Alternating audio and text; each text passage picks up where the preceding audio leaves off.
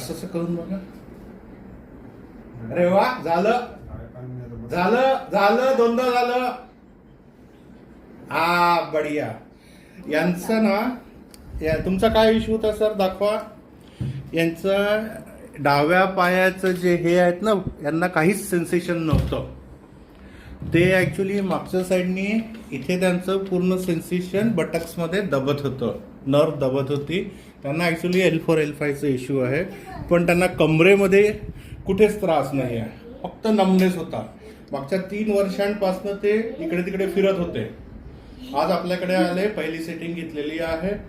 Mostly यांना दुसऱ्या सेटिंगची गरज नाही आहे. थोडंसं असं पुन्हा करून बघा एकदा. हा बस, तेवढं झालं तरी पुष्कळ आहे. ते काहीच नव्हतं होत, जे तेवढं हालतंय ना तेही नव्हतं होत. मी त्यांना चिमटा घेऊन बघितला आहे तिथे, त्यांना कम्फर्टेबल आहेत ते. बरोबर सर? चला, काय आता तुम्ही सांगा काय काय झालं होतं तुम्हाला. नमस्कार, मी आत्माराम नाईक. माझ्या डाव्या पायाचा प्रॉब्लेम होता. मे बी सायटिका झाला असेल. तर मला डाव्या पायाला सेन्सच नाही आहे. ओके, तर मी आज नितीन सरांकडे. किती वर्ष झाले ते येऊन? जवळजवळ 3 वर्ष झाली आहे. आणि काय काय ट्रीटमेंट घेतल्या तुम्ही?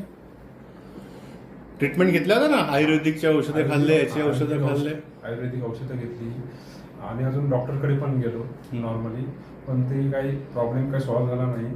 आज नितीन सरांकडे आलो, त्यांनी मालिश वगैरे केली, जरा थोडंसं रिलीफ वाटतंय.